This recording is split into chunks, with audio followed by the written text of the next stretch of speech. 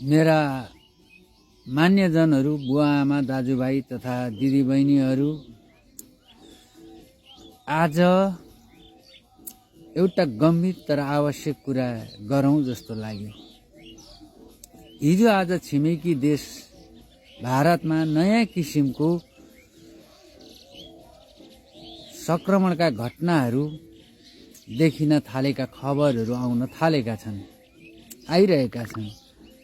खुल्ला सीमा भएको हाम्रो देश नेपाल यसको असर पर्न सक्छ भन्ने सम्भावनाहरू हामीले हल्का रूपमा लिनु हुँदैन।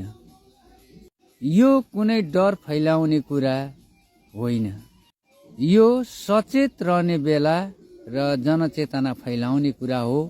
भाइरस भनेको के हो? यो सानो देखिए तापनि लापरवाही भयो भने छिट्टै सर्न सक्ने हुन्छ। ज्वरो आयो भने, रुगाखोकी लाग्यो भने, शरीरमा थकान हुने भयो भने यस्ता लक्षणहरूलाई सामान्य भनेर बेवास्ता नगरौं। हामी के गर्न सक्छौं? भीडभाडमा मास्क लगाउने गरौं, साबुन अत्याधिक मात्रामा प्रयोग गरौं, हात पटक पटक धुने गरौं, बिरामी हुँदा घरमा बसौं र आवश्यक परे स्वास्थ्य कर्मीहरूको सल्लाह र स्वास्थ्य परीक्षण गरौं। सबैभन्दा महत्त्वपूर्ण कुरा अफवाह फैलाउने कुरा होइन, सरकारी तथा स्वास्थ्य मन्त्रालयको कुरालाई विश्वास गरौं।